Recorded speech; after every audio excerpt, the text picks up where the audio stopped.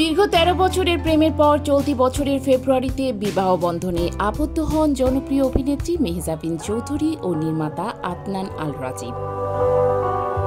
দেখতে দেখতে ৫ মাস পার হয়ে গেছে তাদের দাম্পত্য জীবনের। এরই মধ্যে একসঙ্গে একাধিকবার বিদেশে সফরে গেছেন এই তারকা জুটি, যদিও বেশিরভাগই ছিল কাজ কিংবা অবকাশ যাপনের উপলক্ষ।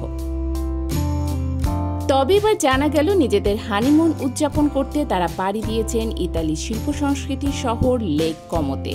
শনিবার ফেসবুকে ইতালির প্রাকৃতিক সৌন্দর্যে মোড়া লেক কোমো থেকে একাধিক ছবি শেয়ার করেন মেহজাবিন। কিছু ছবিতে তাকে দেখা যায় নীলচে পোশাকে লেকের পাড়ে একা দাঁড়িয়ে, আবার কিছু ছবিতে রাজীবের কাঁধে মাথা রেখে ধরা দিয়েছেন একান্ত রোমান্টিক মুহূর্তে। ছবির ক্যাপশনে মেহজাবিন লেখেন, সব সময় শুনতাম লেক কোমো হলো বিশ্বের সবচেয়ে রোমান্টিক জায়গাগুলোর একটি, বিশেষ করে কাপলদের জন্য। তাই নিজের চোখে দেখতে চলে এলাম। সত্যি বলতে যেন স্বপ্নের মতো লাগছিল।